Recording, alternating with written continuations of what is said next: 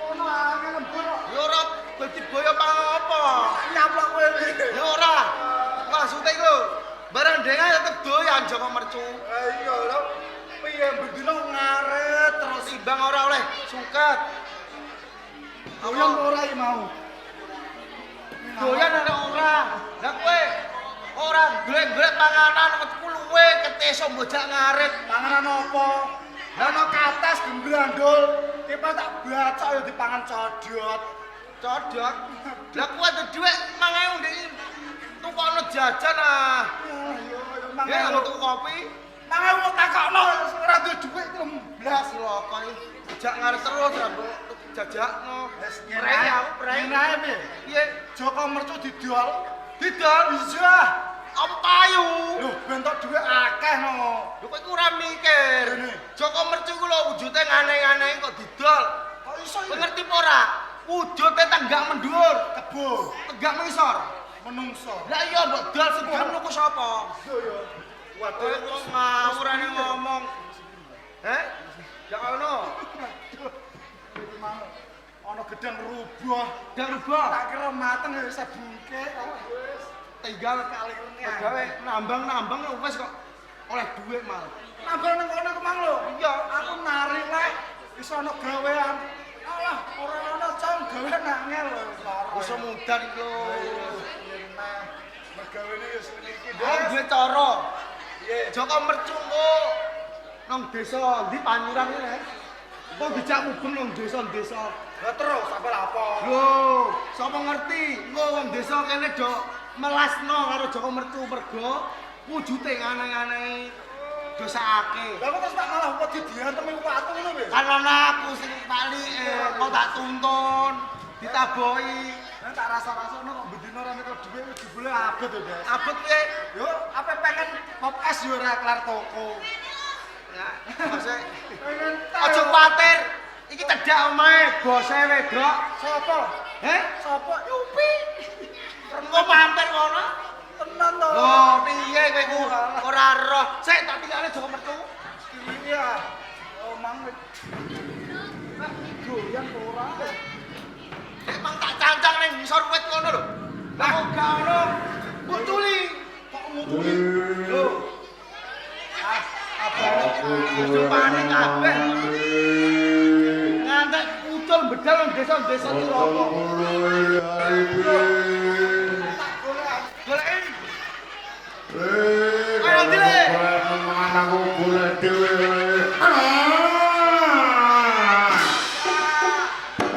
Loh, macam mana wis.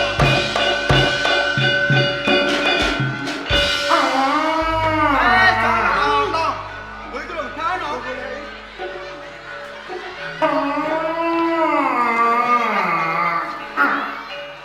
Ya ngantek tekan desa-desa Ciroko.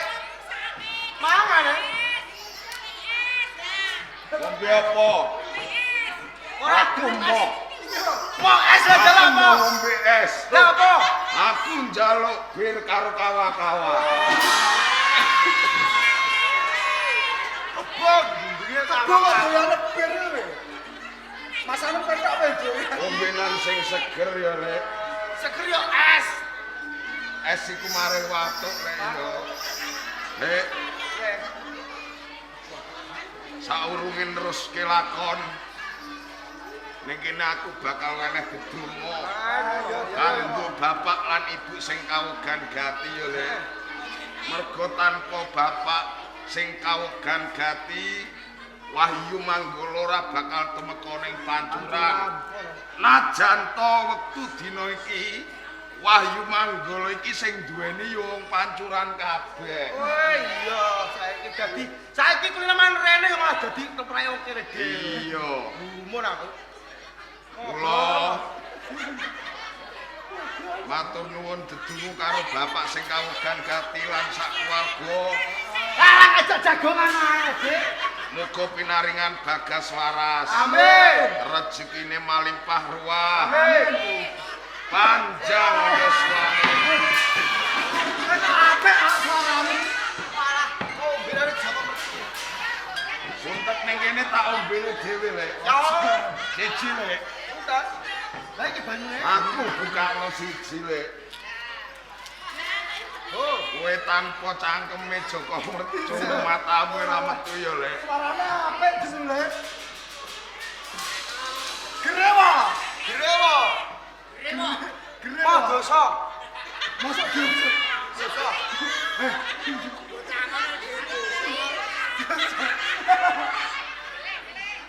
Sakwise ndugake Wahyu Manggala, rezekine ora lokak nanging tansaya kebak. Amin. Iso kanggo nyekolahno bocah. Amin. Iso nggo tuku sawah. Yen turah kanggo budal ning Mekah Madinah. Amin. Sing sunat adongakno. Sing sunat adik sapa? Mas Biu. Mas Biu. Muga enggal saras. Amin. Enggal bali ning bangku pamulangan. Muga dadi bocah sing migunani tumrap bangsa lan negara. Amin. Setya tuhulan wong tuwa. Amin. Dadi bocah sing migunani ya Le. Sing nyawer lho dongakno. Sing nyawer dongakno Le. Dongakno sisan e. Sing nyawer sing wedok tak dongakno. Muga-muga rezekine akeh. Amin. Muga-muga bagas waras. Amin.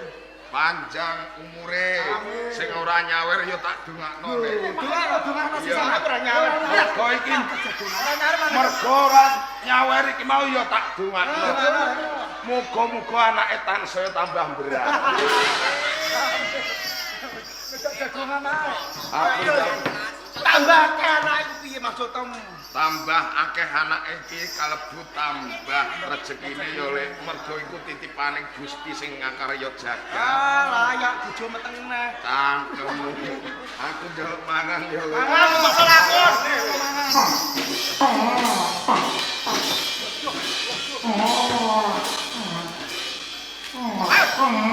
Karep iki piye karep? Karep piye lho? Oh lho. Eh, mau mangan ketelak. Jaluk ngombe to.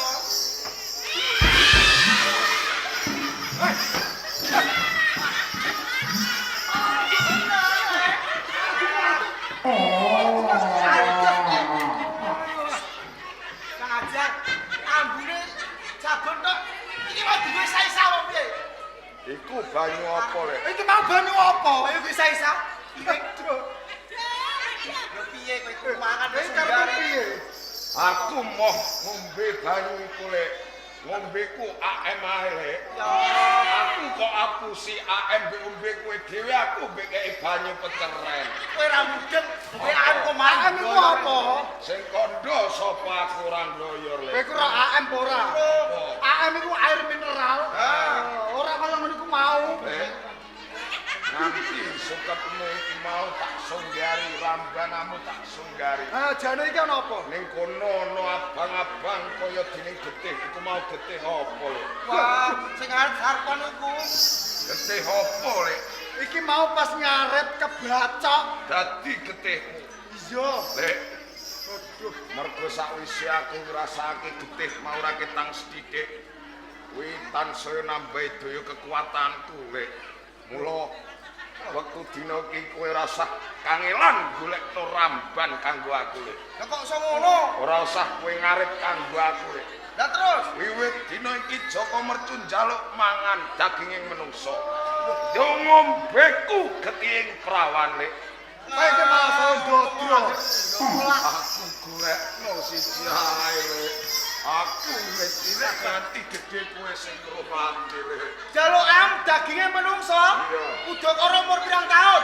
Karo umur 10 nganti 12 taun. 10 nganti 12 taun. Iya. Pirang-pirang lho ngono iku.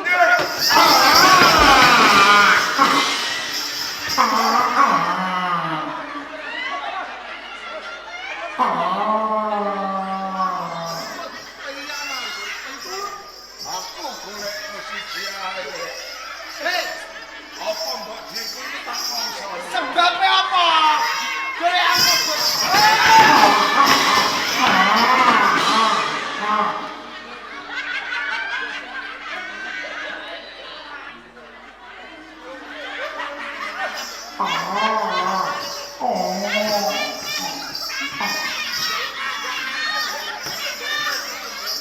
Hei, sebabe apa? Golek apa bocah 10 nganti 11 taun? Mergo aku seneng sing empuk-empuk ya le. Daginge empuk. Iya. Terus kejaba kuwi. Kejaba empuk daginge. Mergo bocah kuwi sing wani karo wong tuane, sing ora gelem ngaji, ora gelem sekolah kuwi dadi tadah kala mangsaku le. Cah banturan kene iki apik-apik. Apa cah cilik iki le. Aku golekno siji ae le. Golekno siji. Kalau wong tuane terima digebuki. Ora terima wong tuane musuh aku le. Aku golekno siji le.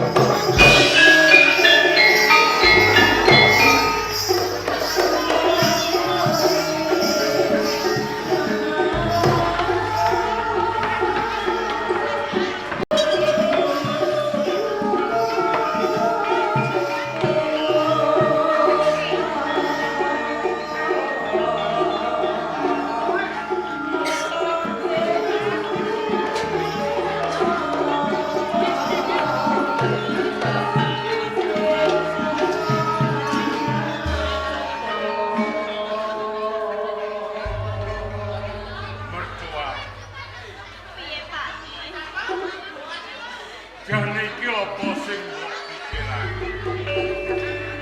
Saben dina isine mung nangis.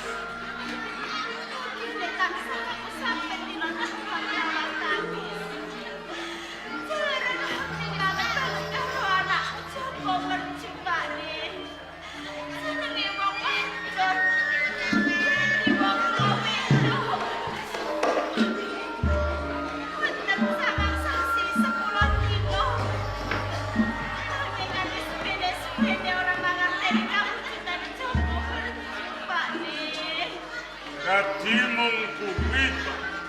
Benmu saben dina iki mung tansah nangis. Mergo kowe iki kangen karo anakmu si Joko Mercu. Wiwit cilik tak pisahake kawan kowe. Ngene lho.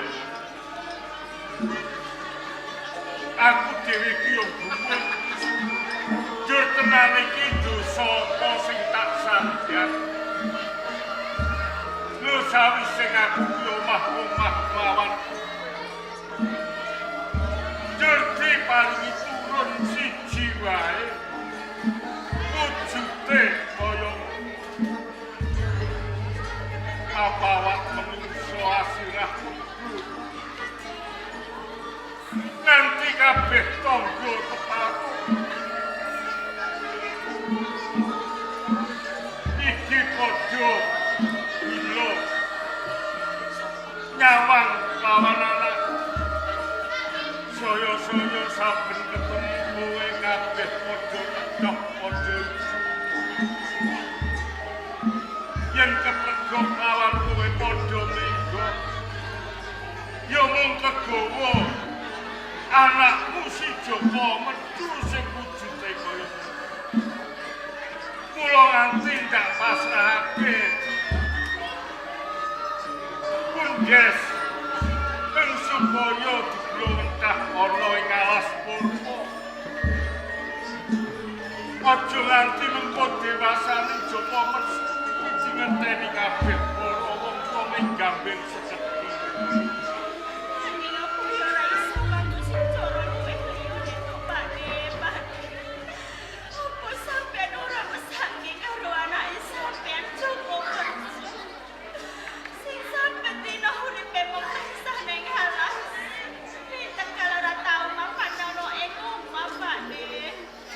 Saiki coba to rasa.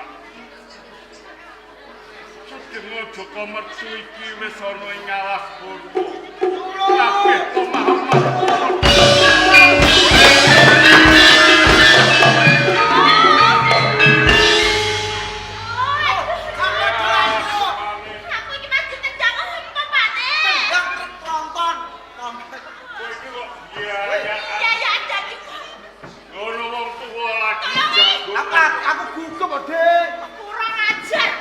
Gugup ki ora.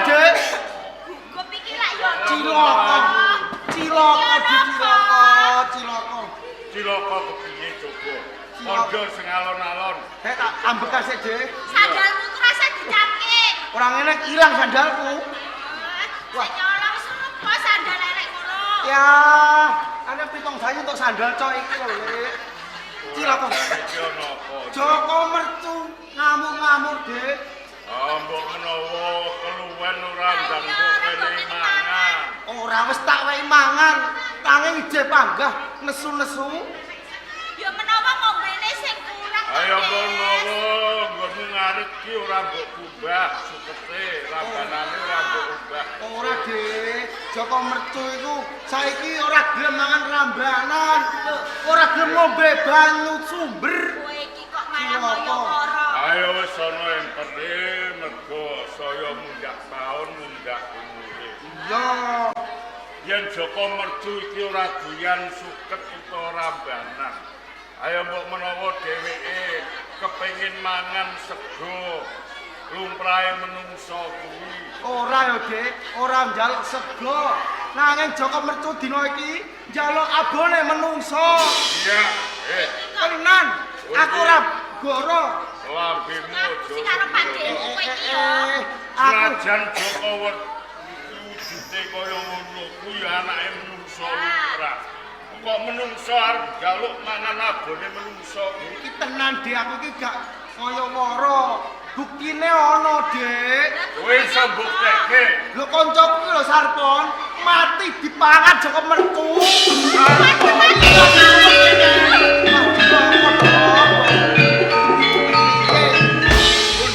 Piye?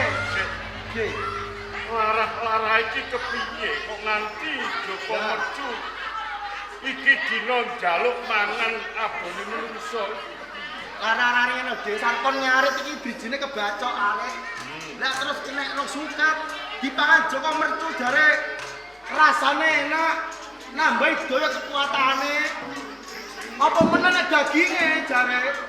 Mergo suket kuwi kena getihe sisa. Bener. Dur dipangan. Dik. Dheweke ngrasake enak. Enak. Dur saiki njaluk ngombe getihe menungso. Bener karo daging menungso. Mangane daging menungso. Iya, Dik, iki mang jek kurangan. Kowe lak yo iso ngelekake. Ngelekake piye? Joko Mercu jek kurangan aku ya wis dikuangan. Kowe ya arep Iya, daging gede. Iya, gede, Dik.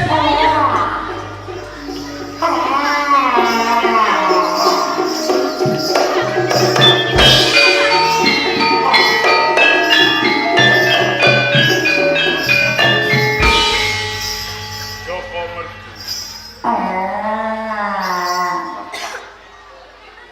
Apa bener kandhane lekmu Brunjes?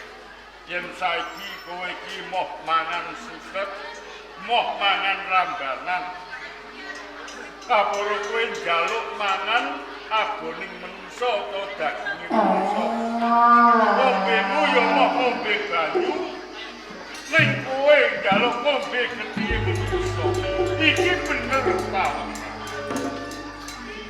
Takoning bapak nyonyok karo rasaku, Pak. Ayo mergo aku nampa pradu lelekmu. Dadi bapak wis mangerteni lan simbok. Andane lekmu Sarpon iki dina iki wis kelakon kok pangan. Lah iki mongko sing ngopeni kowe iki cilik nganti gedhe. Sing goleke pangan kowe. Iki lekmu Sarpon karo lekmu Puji. Kok mentolo-mentalane tolele. Kowe nganti mentolo mangan lekmu Sarpon. Tak tutup ono bapak wis weruh. Umpama aku selak, bapak wis entuk pradilane nek Kundes. Iya. Ngenani wis dumadi. Nganti aku kelakon mongso karo Lek Sarpon, Pak. Ora tak tutupi pancen aku wis kelakon mongso karo Lek Sarpon, Pak. Kuwi tenan, Lek. Kabeh bener kok. Lho yen pancen kowe sing kurang marek. Ayo bapak iki mongso nang aku lilo legowo. Ngomong bapakku. Sibuk ae sing mongso le. Ora, ora, Sibuk ae sing mongso le Joko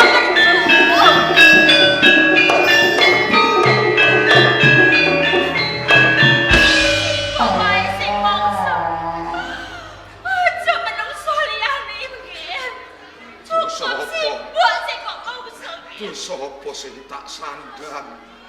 Nek aku kelakon mongso bapak lan simbok.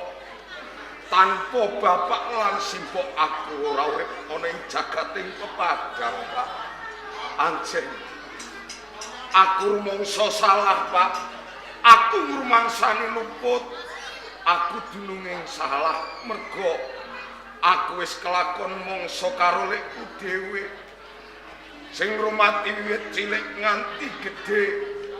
Sing kebangetan iki bapak. Yo kene kowe ngluputake bapak. Gila apa aku ora bisa kandha kaya ngono, Pak. Yo dasarmu apa? Lupute bapak iki apa, Le? Bapak ora bisa ngrasake panelangsaning simbok. Panelangsaning simbok iku tak rasa, Pak. Nalikaning tangga teparo kepregok karo simbok padha menggok. Ketemu padha ngidu kaya-kaya ncenges lan simbok. Iku sing tak rasa, Pak. Tur maneh nganti bapak nyalake karo aku moh. Aku moh, Pak. Sing salah iki bapak. Kene apa bapak gelem anak-anak nanging ora gelem nganakke? Apa dumeh duweni anak sing wujude ngala kaya dene aku? Satemah bapak moh ndaku yen to aku anakmu, Pak. Kanthi nyatane bapak tega mentolo nyiblatake aku ana ing alas Purwa, Pak. Kamangka alas Purwa gum liwang-liwung. Jalma mara, jalma mati, Pak. Kanthi nyatane, Pak, anakmu sing urip, Pak. Ya. Sapa metu? Pak, Yen pancen ana luputing wong tuwa sing gedhe pangapuramu. Ya mergo kabeh iki aku mengoe kahanan. Aja nganti aku lan simbok iki saben dina mung dicetenges kelawan tangga teparo. Mula nganti bapak mentolo nyebrake kelawan kowe ning alas Purwa.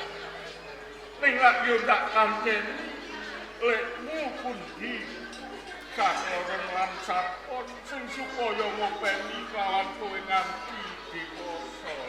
dadi bapak isih gelem ngaku yen to aku anake bapak.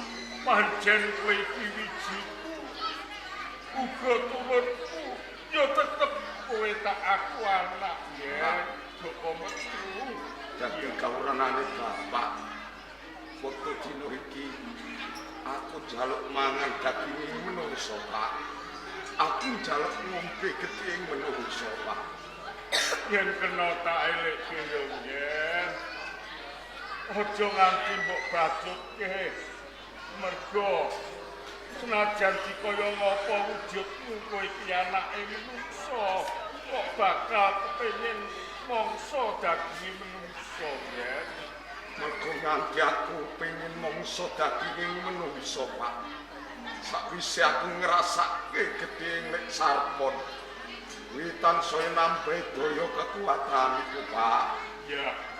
Arep kaya ngapa kowe anak bojo merdi? Aku bakal nuruti karepmu. Jur sedina jatahmu. Mangsa jaman manusa iki. Ora usah akeh, Pak. Cukup siji wae, Pak. Sedina siji. Mengko goleke siji tak mangsane wanci tabuh 12 bengi, Pak. Jur kuwi wong tuwa apa isih nom apa isih bocah? Udakara bocah sing umur 10 nganti 12 taun ya. Ya, mengko bapak sing budidaya, aku saguh goleke pangan kowe jaman manusa. Ya, Pak. Kok aku tak ning pepungkuran luwih dhisik ya, Mbok. Ana rening sajake kirada sawakmu kono leren luwih dhisik aso ya. Iya.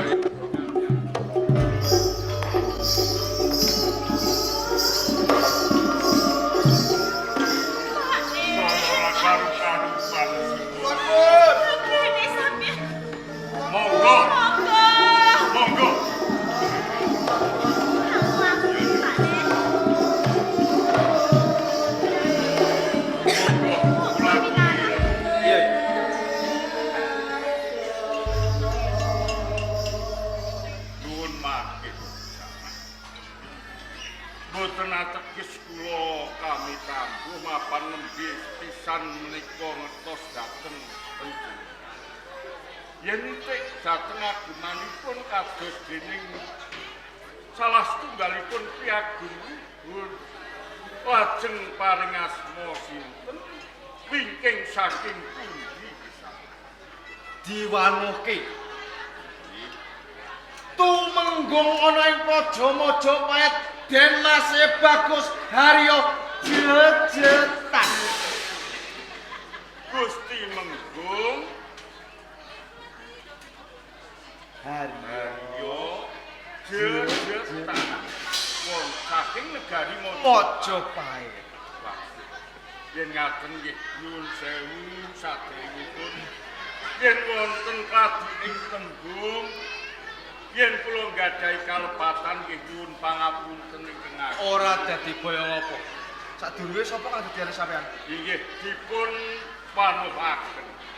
Kula ingkang kaparat Ki Ajar Pamungger Ajar Pamungger.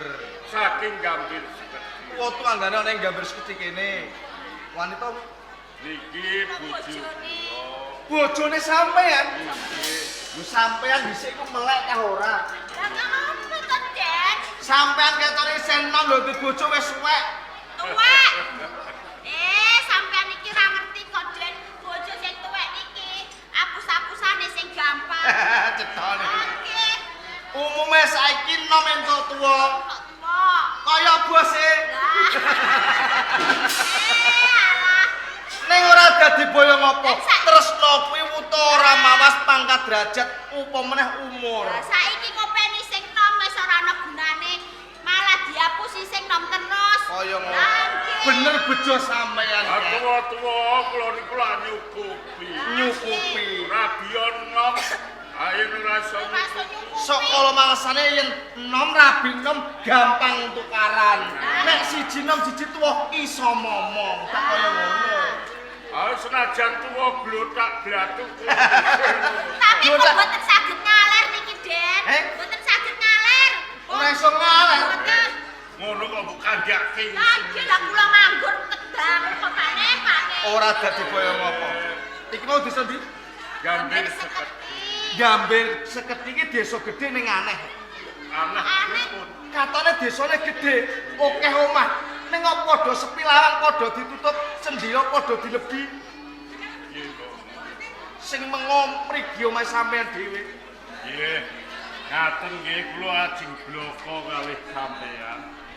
Napa sebabe desa Gambir Seketi niku desa gedhe. Desa gedhe, Ning saben awan niku lawang sami dipun tutup. lawang ditutup, sendira dilebi. Mergo tiang-tiang gambir sekedhi niku sami ajrih. Wedi bab apa kek? Mergo wonten menungsa sing doyan mangan menungsa. Iya.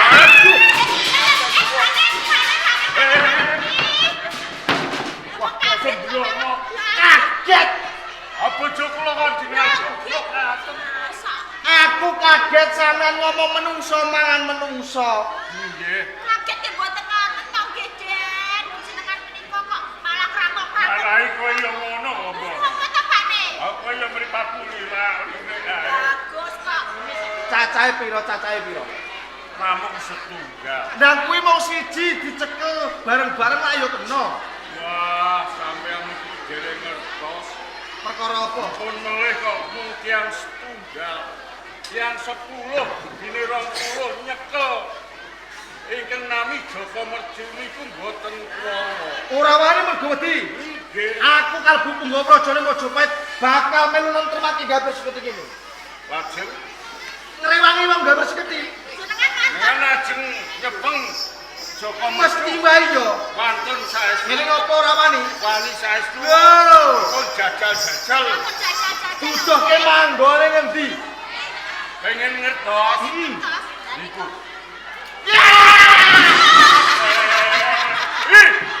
Waduh. Kowe iki yo ngono. Ringi to, Pakne, Pakne. Sopo sing rasane aku, Pak? Kok niki sampean kok. Sanjangan mantep jenengan iki ngoten to, nggih. Apa iki? Nek wujud iki aku dhewe yogi. Nggih niki ingkang nami Joko. Lah sampean ora wedi? Amula bapake kok. Jabang bayi. Aku iki simboke. Sampean bapake. Nggih. Kene simboke. Nggih. Amit-amit jabang bayi. Amit-amit jabat. Biyen metune liwat dalane apa sesar? Ah, sampeyan niku nggih liwat dalan. Jenengan dalane kok, Den. Lho liwat dalane suwune jabang ambane. Bahepo ambane. Ah, yen laire lah nggih taksih awit ta. Urung duwe sungu. Dereng gajah. Pengen mongso aku. Iki sing menungso manungso kuwi. Nggih niki. Iki kebeneran. Jumpuh gawe Sri Prabu Brawatunjung. Tentreme Mojopahit mergo ana bupati Balela kuwi wong Granti kang aran Bandar Subali. Anakmu bisa ngrangket Bandar Subali Kabupaten Granti tak suwunke ganjaran nang Mojopahit. Niku saestu. Iya, Nggih. Yen ngaten kula itu putusan. kandhane gelem apa ora mutu. Nggih. Joko Merju. Pak, Iki lho. Riwas kebenaran. piye, Pak?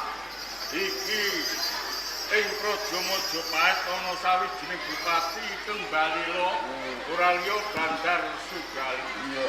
Yen kowe cilik bisa mendarat gedene iso mateni, kowe bakal nampa ganjaran sing luwih gedene gedhe Kraton Mojopahit. Kaya ngono, Pak. Kok menawa aku bisa mbales kebutuhaning bapak lan simbok. Kejaba saka kuwi, berarti iki kawulane iki maewu cacahe. Iya, Pak. Mbok menawa yen kowe kepengin mbutuhke pangan daging iso. Mbok pangan nganti sauritmu rantek. Yen pancen kaya ngono, Pak. Ya, Aku bakal ngebut sayembarane Brawatunjung. kaya ngono. Yen aku nglakon uripku, aku bisa mbales kebutuhaning bapak lan simbok. Ya, tak salah lagi. Sawetara Yen kaya ngono, ayo, ya pamit. Kok malah Reru terus saya. iki kok. bapak lan simbok. Joko Merju. Tanpa pangestuning bapak lan simbok, aku ora bisa nduweni apa. Ya, Mung pangestuning bapak lan simbok sing tak jaluk yo, Pak.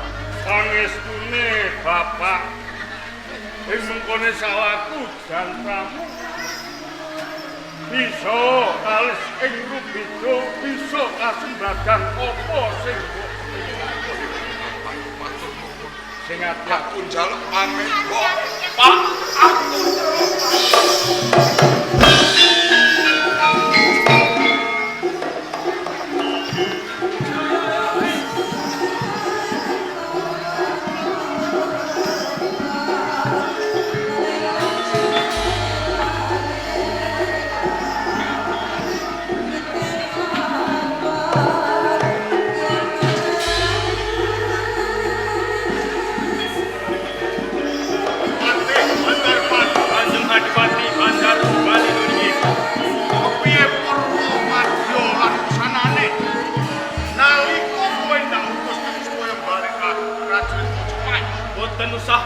panganan kula ingkang tumandang gawe.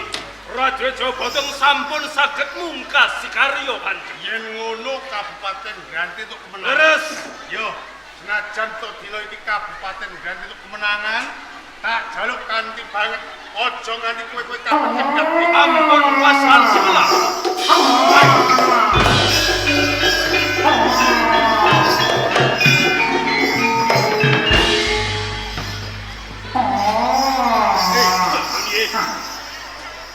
Lagi sepisan iki aku ngerti wujud sing aneh-aneh. Tenggak mendur wujud kebo mengisor mungsuh. Kan bentenipun kula kan. Yo takonane Sumangga. di sana. Ora teges aku iki tambuh karo kowe iki. Nanging pancen lagi sepisan iki aku ngerti karo kowe. Yen pancen kowe bisa tata jalma, sapa sing dadi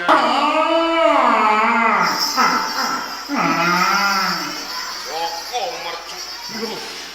Gambir seketi omahku. Alas Purwo Sabak. Aneh. Rumangsa gumun teh sakjroning ati. Aneh tapi nyata. Lah iya. Ewon dene wujud sing kaya ngono bisa tata jalma. Joko mercu jeneng. Joko mercu kok nganti kowe kemeka ning Tapel Wates Kabupaten Granti njur mengkuwi ganti sing kepiye? Sedulur, iya, tak gelak lakuku aku ninggalake omahku. Mergo aku pengen ninggalake tumuju ana ing Kabupaten Granti. Mergo aku pengen ketemu Bupati Granti ken aran Bandar Subali. Mula kanthi kuwi aku dudoke menungso keng aran Bandar Subali sesembah ning Granti. Joko mercu, iya. Lamun to kowe kepengin ngerti saktenane Bandar Subali. Bandar Subali ora ana liya, aku dhewe.